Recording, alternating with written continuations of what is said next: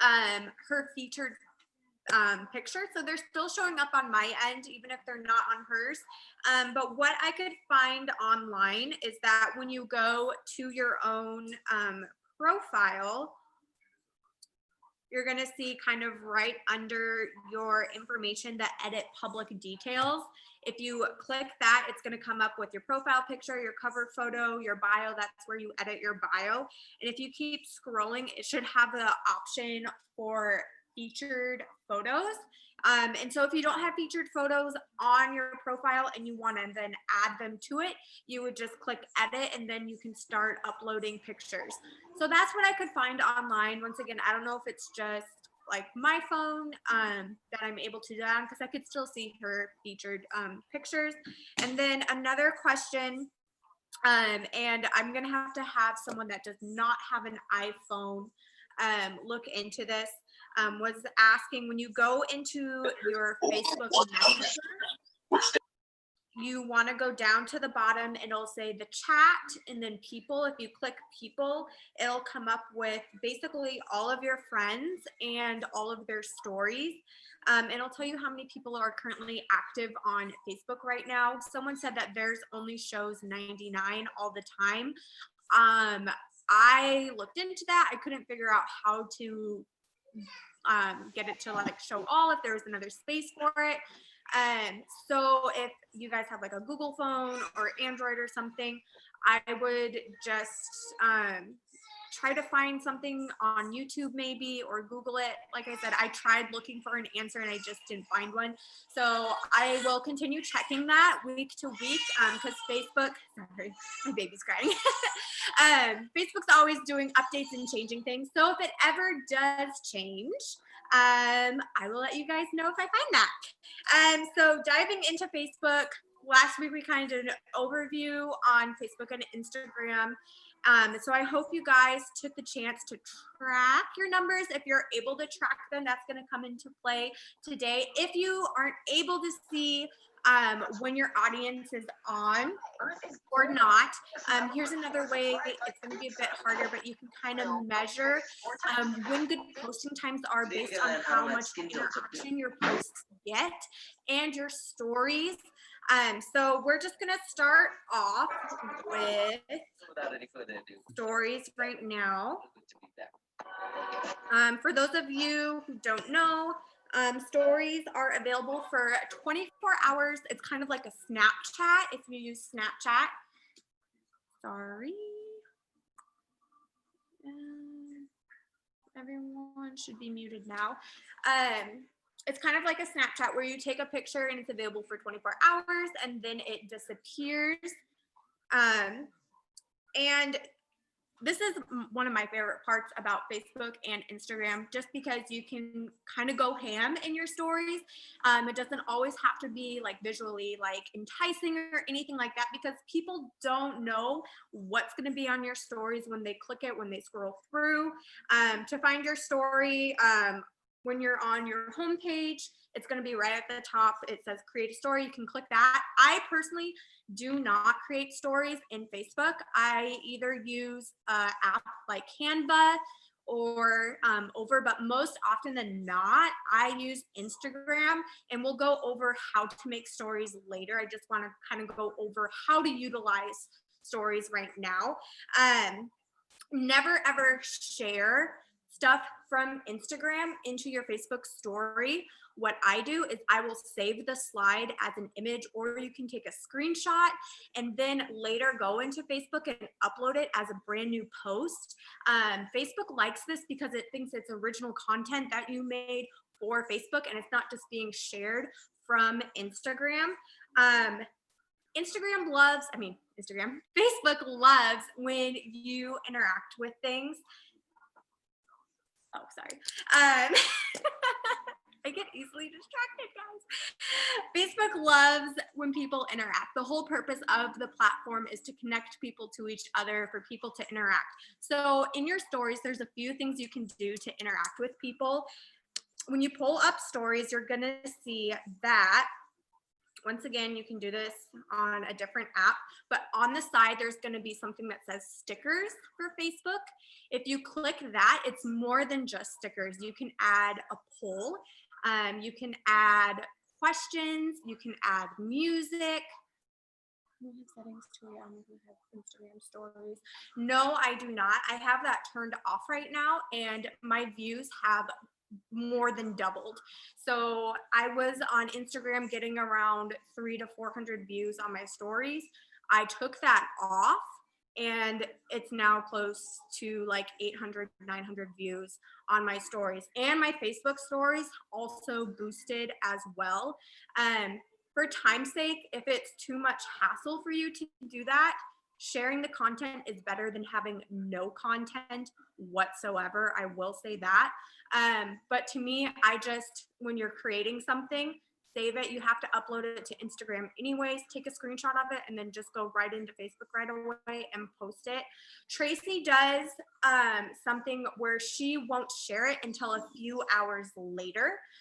So she'll post something on her stories on Instagram, wait 3 or 4 hours, and then share it over to Facebook by clicking that little Facebook button. And that has also helped boost her views as well. So if you don't want to go through the trouble of doing that, you can do it automatically. Better if you share a few hours later. And I would say best is if you just upload it right away. Not sure why, but that's what's been going on with the algorithm and stuff. But getting people to interact on your story is key, because the more people are interacting on your stories, whether it is voting on a poll, answering a question, swiping up to comment, giving you likes, Facebook is like, oh, this is good content. People are interacting with it. This is really, something important. And they'll boost your story closer to people's start of when they start seeing their stories, because more people are interacting, more people are spending time on the app. Facebook rewards you. Facebook and Instagram both reward you based on interaction, because they want people to spend more time on the app. They want people to enjoy being on the app. And when you're interacting with people's stories, posts, live videos, Facebook is going to reward that. So always doing polls, questions. Music is another one. You wouldn't think, oh, music's not a big thing.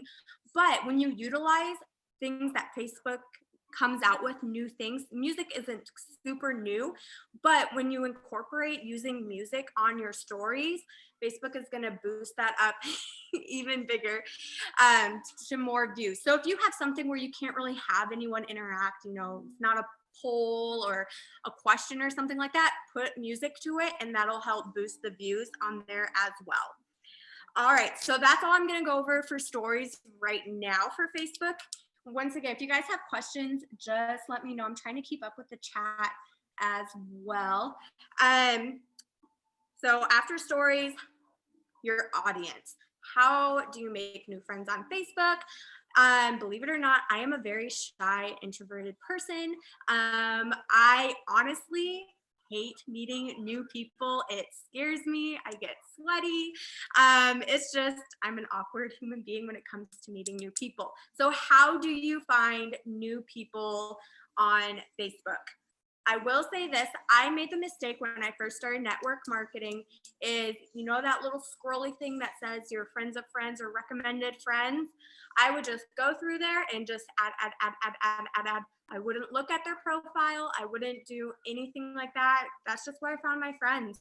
And what Facebook does is they put people with like information on that recommended friends list. So, I added a bunch of other thrivers, which is, fine. I love supporting other people, but you want to find people that you can connect with that aren't already thriving. The whole purpose of growing your market is to also grow your business and your presence on Facebook. Now, if you want to utilize that tool, you can, but you need to click the person's, sorry, my husband's being funny right now. You need to click the person's profile, see if they are thriving, check their mutual friends. Make sure they're not friends with a bunch of other thrivers on your team. It could be someone else's potential that they're working on building that relationship with. A lot of times people's stories are public. So if they have a story posted, go on and like look through their story. Try to see if you have something you can connect with them on that.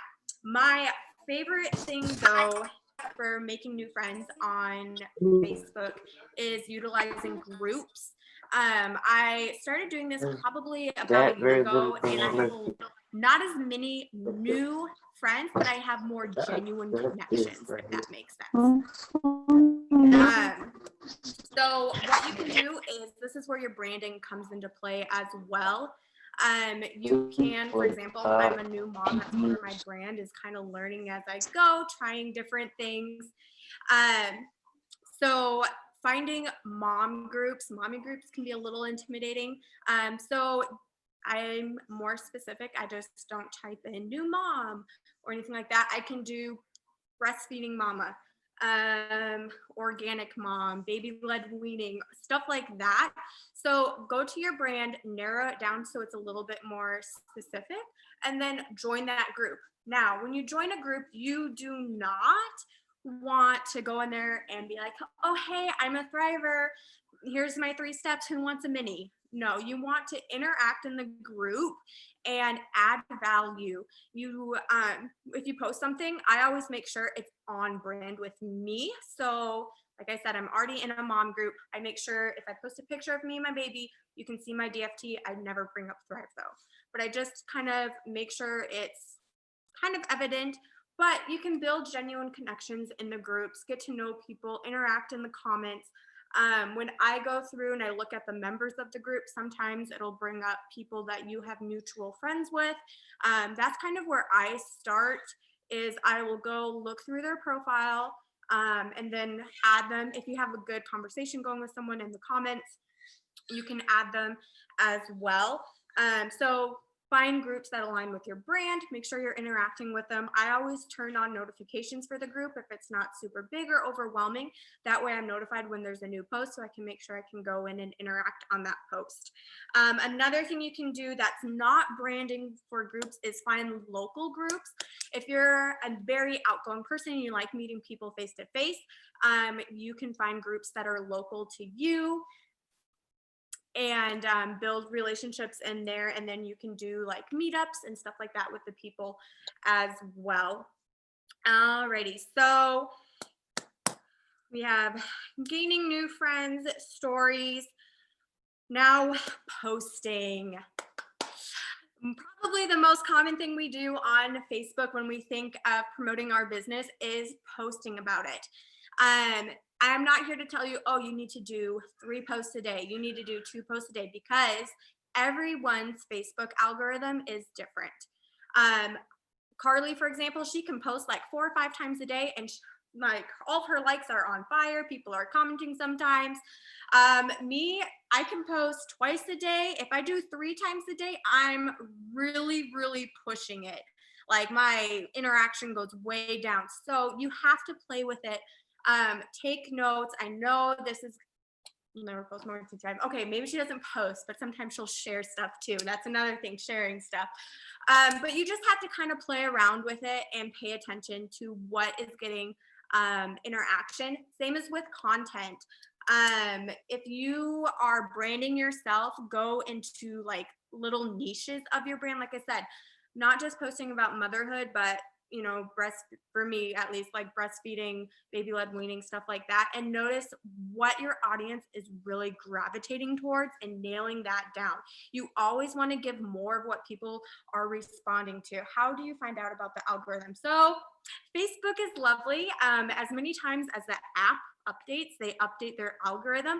If you go to YouTube, YouTube is incredible resource for finding out information about the algorithm. There's a lot more tech savvy people than me, and you can just type in newest Facebook algorithm, look to make sure it was posted within the past couple weeks, and it's people breaking down basically the do's and don'ts of it. That's what I tend to do. And we'll get into that a little bit more. So your content, you know, making sure you engage with people. This is a controversial on the algorithm. Some people say this works, some people don't, say it doesn't work. But for me, it works. Before I post anything, I go in and I interact with people. Some people say, oh, you don't have to do that. It doesn't matter. For me, it works better. So I go in, I go through stories and interact on people's stories. I'll go through and interact on people's posts. Once again, Facebook is a reward system. So the more they see you interacting with people, the more likely they are going to show your post. But what everyone agrees on is don't post and ghost. So once you have posted, don't just get off the app. Okay, I made my post for the day. I'm good.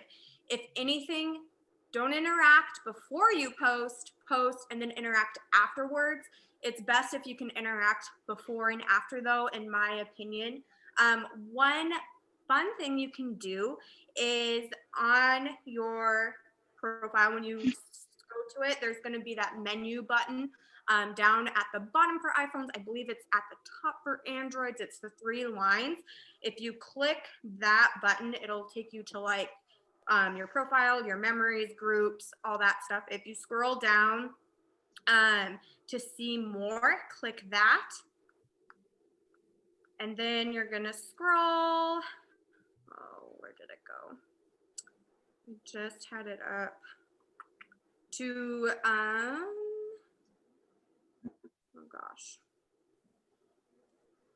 where did it go?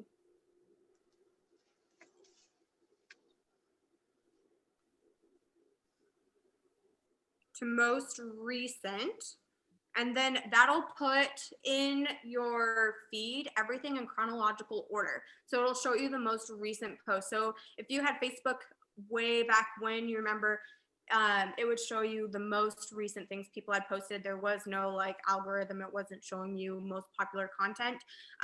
So I like to use that before I go to post, because then you're going to be in people's newsfeed. You're going to be getting notifications from you that you liked and commented on their post, and they just posted within the past 5 minutes. So they're more than likely still on Facebook. So when you then post your content, they're more apt to see it because you just interacted with them and they're still on the app.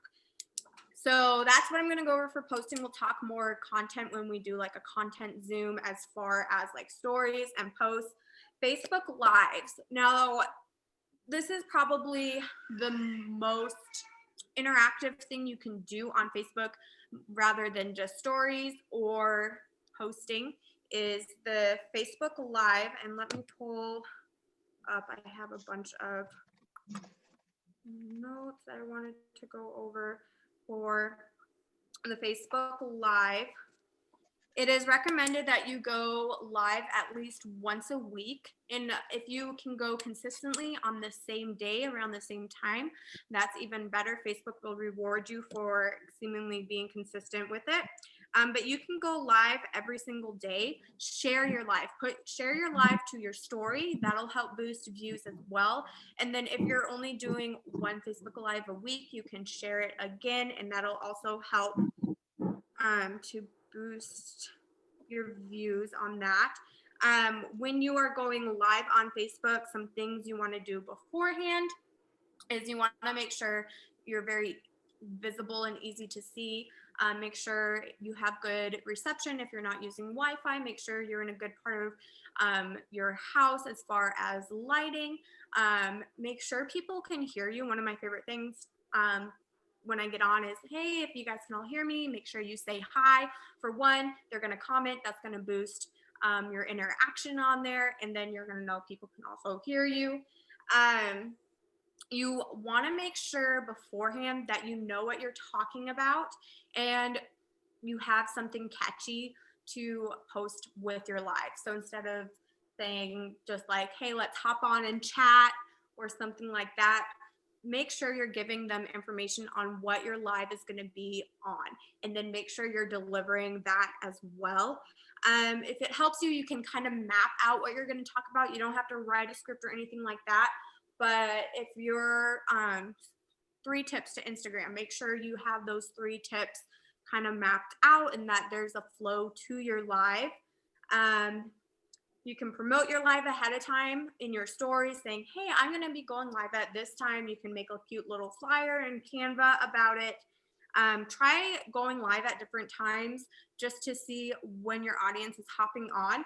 I've noticed that I might get a lot of initial clicks to my live earlier in the day, but a lot of people are at work. Even if they're on Facebook, they're at work and they can't turn the volume on. So I found for me, going live in the evenings or during like a lunchtime or something like that works better, because then people can listen to the live as well. During your Facebook Live, you're gonna want to introduce yourself and once again kind of go over what the Facebook Live is about. I always put my lives on public instead of just my friends. When you do that, when people go in and click a live button, you can pop up on their live feed, even though you're not friends with them. So that's something cool. And make sure you're acknowledging your viewers, thank them for getting on. You don't have to just sit there and greet every single one as they come on, but make sure you're saying, oh, hey, thanks for hopping on your live. Get to the point right away. Don't, oh, I'm going to wait 3 minutes until my views go up. Oh, I'm going to wait, this much. Because when people watch the replay, they don't want to sit there and watch 3 minutes of you just kind of sitting there. So make sure you're, getting to the point right away. Keep it fun, keep it upbeat. When you are going live, I would suggest doing one of 4 things. You can either educate, talk about something, give them information. You can entertain, you can share a funny story. You can be goofy. 3 is inspire. You can do like a call to action, inspiring people. And then 4 is one that I've kind of tacked onto what people say, and that is community or connect with people. I feel like you can do a get to know me instead live instead of like a post where people are like, oh, hi, I'm Mandy, this is how old I am, this is about me. You could do one where oh, hi, what do you guys want to know about me? Make sure you're engaging and interacting with them as well. And make it fun. You can have serious lives, but I would say for the most part, keep it upbeat, keep it fun, and then also just keeping it on brand. When I go live, I always like to make sure you can see my DFT. If your brand is Harry Potter, for example, you could have a Harry Potter cup there, making sure people get to know you and your brand, even with something as simple as a Facebook Live. So that's kind of what I wanted to go over tonight. Like I said, we're just starting with overview of Facebook and Instagram, kind of going over the basic parts of Facebook, and then next week we'll be going over the basics of Instagram. And then Alicia's going to go over TikTok one of these weeks. Not tonight. Just going more in depth with TikTok, and and then we'll get into nitty gritty stuff and my favorite parts of social media. So I hope you guys have a good night. Did anyone, before we hop off, we have the boot camp Zoom in a couple minutes, did anyone have any questions?